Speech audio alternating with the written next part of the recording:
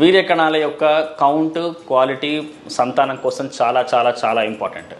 ఒకవేళ కౌంట్ బాగుండి quality బాగాలేకపోయినా, count తక్కువ ఉండి ఉన్న వరకు వాటి క్వాలిటీ బాగున్న సంతానం రాదు. ఒకవేళ వచ్చినప్పటికి కూడా ఇలాంటి పేషెంట్స్లో రికరెంట్, ఇలాంటి వాళ్ళ యొక్క కపుల్స్లో, వాళ్ళ పార్ట్నర్స్లో రికరెంట్ ప్రెగ్నెన్సీ లాస్ అంటే చీటికి మాటికి మిస్క్యారేజ్ కానీ అబార్షన్స్ కానీ అయ్యే అవకాశం ఉంటుంది.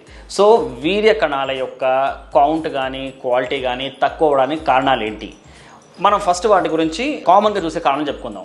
ఈ మధ్యకాలం చూసే చాలా కామన్ రీజన్స్ లైఫ్ స్టైల్, సరిగ్గా నిద్రపోకపోవడం, బాగా స్ట్రెస్కి గురవడం, స్మోకింగ్ చేయడం, డ్రింకింగ్ చేయడం, అన్టైమ్లీ ఫుడ్ హ్యాబిట్స్, చాలా ఒబేసిటీ ఎక్కువ ఉండడం.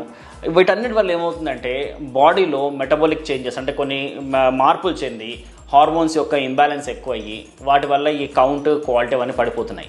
ఇవి కాకుండా వారికోసీల్ అంటే వరబీజాల్లో ఈ నరాలు ఉబ్బిపోయి వాటి వల్ల కొద్దిగా బీజాల్లో వేడి పెరిగి వాటి వల్ల కూడా ఈ వీర్య కణాల యొక్క కౌంట్ క్వాలిటీ పడిపోయే అవకాశం ఉంటుంది. ఈ వారికోసీల్ సమస్యకు మాత్రం సర్జికల్ ట్రీట్మెంట్ చాలా బాగుంటుంది.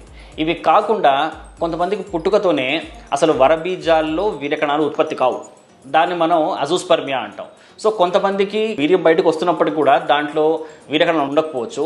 కొంతమందికి కణాలు తయారవుతూ ఉండొచ్చు, బట్ బయటకు వచ్చే మార్గం ఏదో బ్లాక్ అయిపోయి ఉండొచ్చు. దాన్ని మనం అబ్స్ట్రక్టివ్ అజూస్పర్మియా అంటాం.